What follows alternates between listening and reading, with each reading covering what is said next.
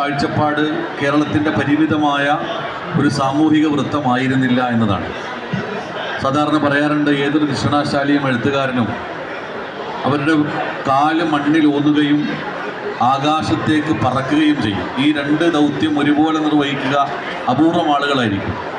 വക്കം മൗലവി കേരളത്തിൻ്റെ എല്ലാ സാംസ്കാരിക ചേരുവകളും മത, ദാർശനിക, സാമൂഹിക, സാംസ്കാരിക ചരിത്ര മണ്ഡലങ്ങളെ മുഴുവൻ സ്വാംശീകരിച്ചുകൊണ്ടുള്ള ഒരു വൃത്തമാണ് അദ്ദേഹം നോക്കിക്കണ്ടത്.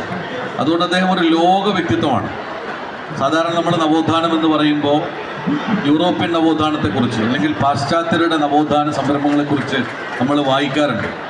അതിലെ ഒരു പ്രധാനപ്പെട്ട ഘട്ടമെന്ന് പറയുന്നത് ക്രിസ്ത്യൻ മിഷണറിമാരോട് ഉള്ള ശക്തമായ ശാസ്ത്രത്തിൻ്റെ പോരാട്ടമാണ്. അവിടെ നമുക്ക് യോജിക്കുകയോ വിയോജിക്കുകയോ ചെയ്യാം. എന്നാൽ മറ്റൊന്ന് ബൈബിളിൻ്റെ ഒരു ട്രാൻസ്ലേഷനാണ്. ഇംഗ്ലീഷ് സാഹിത്യത്തിൽ റിനൈസൻസ് ആൻഡ് റിഫോർമേഷൻ എന്ന് പറയുന്ന രണ്ട് കാലം, ഇത് രണ്ടും ഇംഗ്ലണ്ടിൻ്റെ വിപ്ലവകരമായ നവോത്ഥാന കാലഘട്ടത്തെ അടയാളപ്പെടുത്തുന്ന പരിഷ്കരണ കാലഘട്ടമാണ്. അതിൽ രണ്ട് പ്രധാനപ്പെട്ട സംരംഭങ്ങളിൽ ഒന്ന് ട്രാൻസ്ലേഷൻ ഓഫ് ബൈബിളാണ്. ബൈബിളിൻ്റെ പരിഭാഷ ഇറങ്ങുന്നു, അത് കൂടുതൽ സാർവത്രികമാകുന്നു, ധാരാളം വായനക്കാരുണ്ടാകുന്നു.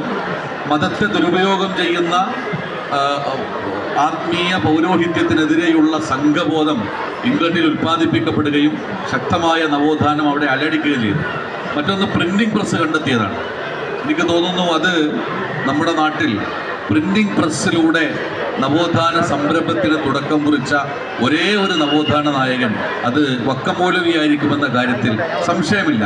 ഇതൊക്കെ പുതിയ തലമുറ. എന്താണ് മോട്ടിവേഷൻ എന്ന് പറയുമ്പോൾ നമ്മൾ ഇവിടെ നിന്നാണ് നമ്മുടെ മോട്ടിവേഷൻ നമ്മൾ ഗ്രാബ് ചെയ്തെടുക്കേണ്ടത്. ഇവരിൽ നിന്നാണ് നമ്മൾ നവോത്ഥാന ചിന്ത ഉൽപ്പാദിപ്പിച്ച് തുടങ്ങേണ്ടത്. പുതിയ കാലത്തിലേക്ക് പുതിയ സമൂഹത്തിന് സമർപ്പിക്കാനുള്ള ശക്തമായ ആശയധാരകൾ സ്വാംശീകരിക്കേണ്ടത് ഇത്തരം ചരിത്രഘട്ടങ്ങളിലാണെന്ന് പ്രിയപ്പെട്ടവരെ നമ്മളൊക്കെ മനസ്സിലാക്കണം. മാത്രമല്ല, വക്കം മൗലവിയുടെ മറ്റൊരു പ്രത്യേകത അദ്ദേഹം ഭാഷകളോട് കാണിച്ചിരുന്ന സമീപനമായിരുന്നു. എത്രയോ ഭാഷകൾ. ഇന്ന് നമ്മൾ AI-യുടെ ഒരു കാലത്ത്, ആർട്ടിഫിഷ്യൽ ഇൻ്റലിജൻസിൻ്റെ ഒരു കാലത്ത് ആർട്ടിഫിഷ്യൽ ഇൻ്റലിജൻസ് തുടങ്ങുകയും അതിന് ഭാവിയില്ല എന്ന് പ്രവചിക്കുകയും ചെയ്തുകൊണ്ട് അദ്ദേഹത്തിൻ്റെ തലവൻ ഇറങ്ങിപ്പോവുകയും ചെയ്ത, അല്ലെങ്കിൽ നമ്മളിപ്പോൾ സംസാരിച്ചുകൊണ്ടിരിക്കുന്നത് UAE-യിൽ നിന്നാണ്. UAE-യിലാണ് Sheikh Zayed university of artificial intelligence വന്നത്. അതിൻ്റെ പ്രസിഡന്റ് നമ്മുടെ നാട്ടിലെ VC എന്നറിയപ്പെടുന്ന എറിക് സിംഗിൻ്റെ ഒരു പ്രസ്താവന ഞാൻ ഈ അടുത്ത് വായിക്കാനിടയായി. മനുഷ്യൻ്റെ 30% വരുന്ന മനുഷ്യൻ്റെ ഭാവിയെക്കുറിച്ച് AI-ക്ക് പ്രവചിക്കാൻ സാധിക്കുമെന്നും എന്നാൽ 70% വരുന്ന ഭാവിയെക്കുറിച്ച് AI-ക്ക് പ്രവചിക്കാൻ സാധ്യമല്ല എന്നുമുള്ള പ്രസ്താവ്യങ്ങൾ നടക്കുന്ന ഒരു കാലത്ത് നമ്മൾ ആലോചിക്കേണ്ടത് വക്കം മൗലവി എങ്ങനെ ഈ ലോകത്തെ മുന്നോട്ട് നോക്കിക്കണ്ടുവെന്നാണ്. ഇന്ന് നവോത്ഥാന ചിന്തയുള്ള, നവോത്ഥാന തൽപരതയുള്ള ഉൽപ്പതിഷ്ണുക്കൾ എന്ന് പറയപ്പെടുന്ന ആളുകൾ തന്നെ ഭാഷകളോട് കാണിക്കുന്ന സമീപനം എത്ര പരിമിതമാണ് എന്ന് നമുക്ക് മനസ്സിലാവും. വക്കം മൗലവിയെ എടുത്താൽ അദ്ദേഹത്തിൻ്റെ വൈഭവം എത്ര സ്ഥലങ്ങളിൽ ശക്തമാണ്. എന്നെ അത്ഭുതപ്പെടുത്തിയ മറ്റൊരു കാര്യം, ലോകത്തെ പരിവർത്തിപ്പിച്ച പുസ്തകങ്ങളെക്കുറിച്ച് എണ്ണി പറയുന്നിടത്ത് പ്രൊഫസർ ചാൾസ് ക്രിസ്മാൻ അദ്ദേഹത്തിൻ്റെ മോഡേണിസ്റ്റ് ഇസ്ലാം എന്ന പുസ്തകത്തിൽ ഏഷ്യയെ പരിവർത്തിപ്പിച്ച പ്രധാനികളെക്കുറിച്ച് പറയുന്നുണ്ട്. അതിൽ സർ സയ്യിദ് അഹമ്മദ് ഖാൻ ഉണ്ട്. അങ്ങനെ പറഞ്ഞതിന് ശേഷം പിന്നെ പറയുന്ന ആള് വക്കം അബ്ദുൽ ഖാദർ മൗലവിയാണ്.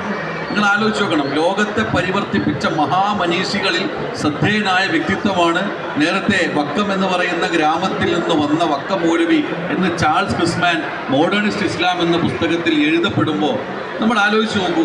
അപ്പോൾ എന്തായിരിക്കും അവർ കണ്ട സ്വപ്നം, ലോകത്തെക്കുറിച്ചുള്ള കാഴ്ചപ്പാട്? ജീവിക്കുന്ന പരിമിതമായ ഒരു വൃത്തത്തിൽ നിന്നും മാത്രമല്ല, ഒരു രാജ്യാന്തര പ്രശസ്തമായ ദൈക്ഷണിക സംരംഭത്തിലേക്ക് മനുഷ്യ സമൂഹം ഉയരണമെന്ന വിശാലമായ ചിന്ത. അത് അദ്ദേഹം മതപണ്ഡിതനാണോ ചോദിച്ചാണ്, അദ്ദേഹം ദാർശനികനാണോ ചോദിച്ചാലാണ്, അദ്ദേഹം പോളിഗ്ലോട്ടാണോ ബഹുഭാഷാ പണ്ഡിതനാണോ ചോദിച്ചാൽ അത് ഉറപ്പാണ്, അദ്ദേഹം ജേർണലിസ്റ്റ് ആണോ എന്ന് ചോദിച്ചാൽ അതും ഉറപ്പാണ്. മാത്രമല്ല, സ്വദേശാഭിമാനി രാമകൃഷ്ണ പിള്ളയുമായിട്ടുള്ള അദ്ദേഹത്തിൻ്റെ സൗഹൃദം, അതിലൂടെ ഉണ്ടാക്കപ്പെടുന്ന കേരളത്തിൻ്റെ ജേർണലിസം എന്ന് പറയുന്ന അതിൻ്റെ ചരിത്രത്തെ അവിടെ തുടങ്ങുകയാണ്. കേരളത്തിൻ്റെ ജേർണലിസം സത്യത്തിൽ തുടങ്ങുന്നത് ഈ രണ്ട് വർണ്ണങ്ങൾ ഒരുമിച്ചപ്പോൾ